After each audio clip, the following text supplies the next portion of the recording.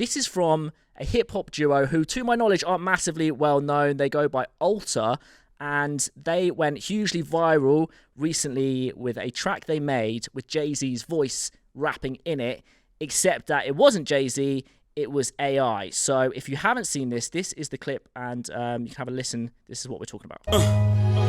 You tell the young they can never become what they aspire to. Born in a cell with no one who can inspire you. Your highs was never as high as those that lie to you. Pretending that they live in the sky, lying behind your roof. Shooting holes up at your ceiling, trying to find the proof, trying to fight the feeling, the truth. Tied up like the noose they've been concealing. Dipped in diamonds so that you find it appealing. Time for dealing. All right, so the first thing is, it's good. It's a good track, and to the anyone listening, probably you would think that is Jay-Z. We've hit this moment where you can't really tell it's not, which starts opening up a lot of questions. What was your first reaction seeing that? Well, Jay-Z's a very distinctive rapper. First of all, he has this very lyrical style, very musical style to his voice, which you would think would be really hard to replicate. So I think there's a couple of clever things that are going on here. Firstly, obviously, is the AI. The AI has done a synthetic version of Jay-Z, but what's going on behind it is that the people that wrote the track have understood Jay-Z's inflection and have created the optimal palette for that vocal model to be trained on so that it sounds very, very close to Jay-Z. You can't just put Jay-Z's voice on anything and make it sound like Jay-Z. You have to still find a way to use his way of speaking, his way of expressing himself. That's why it was so remarkable, because it felt like that Jay-Z and Justin Timberlake track from like 6-7 years ago. It felt like it belonged in the same canon. It was just like, was this a bootleg or like a discarded track? And it was MKBHD who tweeted about this and said, like, this changes everything. Question for you, though. Do you think it changes everything, or do you think this is simply the natural extension of a bunch of things that were already going on? They just were kind of hidden. Yeah, I think you tweeted about this when you think about things like auto-tune, right? Has music been real for a while now? What does real even mean? We've been using auto-tune to change pitches on voices and whatever. So, yeah, is it just an extension of that? Maybe. It feels different because it's so publicly available and so easy to do these things. That's kind of, I think, why this is all hit the mainstream, is because you don't necessarily need to know deep skills here to mimic the voice. You just need some audio to do it, and then maybe some more skills to build it into a track. It's done massively well. I think this group were getting 97,000 downloads or list streams on Spotify a month, and this track has already blown up to do millions. Obviously, but then it's genius. I mean, that's what a genius piece of viral marketing for yourself. But piggybacking off someone else's voice, but piggybacking off the AI story at the same time. And that's kind of a win for them. Obviously, they need to sustain that. But there are so many implications to this story, which is, firstly, what does the listening experience need to be considered rich enough for you to have that connection to the artist? I mean, we were talking about it in terms of knockoff Louis Vuitton bags that you might buy in a market stall in a street in Asia or something like that.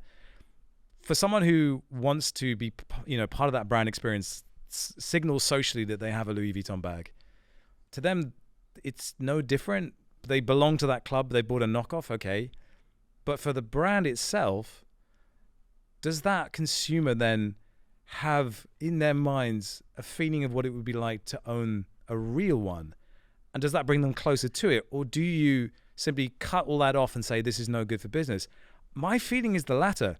My feeling is that if you have more Jay-Z tracks out there, even if Jay-Z didn't write them, then that brings more luster to the original Jay-Z's in the first place. Yeah, exactly. And also, I think it's pretty much unstoppable at the scale it's going to hit. So you can either try and box it in and sue everybody who makes every song in that style, or you try and embrace it with that example. And yeah, that opens up. The next question is, if anything, it probably makes the original more value, right? More valuable. If you have loads of other copies of stuff, probably, yeah, I think it goes down the path of making the original more valuable. This is like a really simple but kind of stupid example. But on a keyboard, like you can hit the demo button on a keyboard and it plays a amazing song, right? They're the best, and you can never replicate them. No matter how good you get on that keyboard, you can never make something sound as good as that. Yeah. But also, it's not impressive, right? Because if you do that and you go, okay, yeah, the computer's done that. If somebody did play that as a human and replicate it, you'd be like, wow, that's amazing. You're an amazing pianist. That is more valuable and that's cooler. So I don't think it immediately takes that away. If anything, does the opposite. But it's an interesting thing though, because we brought up autotune. Autotune is a way of taking vocals and manipulating them in a way that if they were out of tune, it put them in tune. But when T-Pain did it, he used it in a way that changed his voice as a tool. It changed it into a different kind of instrument. It was transformative. And that, I think, is going to be the same thing here. Can you take this voice model and do something transformative with it? You know, like Quentin Tarantino, he borrows from everybody. Nothing is original in a Tarantino movie, yet his recipe, his mixture, makes it a Tarantino movie and transforms it. And I honestly don't know where we go with it, because if you are doing a clone of a voice and you're doing a clone of the music, then you're not transforming. But if that same voice suddenly started singing opera, okay, then I might be interested. Yeah. Well, time will tell, I guess. And it also lowers the barrier for new people if you aren't massively musically talented. Okay, people who are, it's going to be disruptive. People who aren't suddenly get to play and kind of get in the game and see if they can make something cool. That's something new and something interesting, maybe. Were you tracking the comments? Not really, no. But I have got it open. It was interesting how divisive it was, although not surprising. But I think what was surprising for me was how many people were for it. Well, absolutely, this is going to change music in a positive way.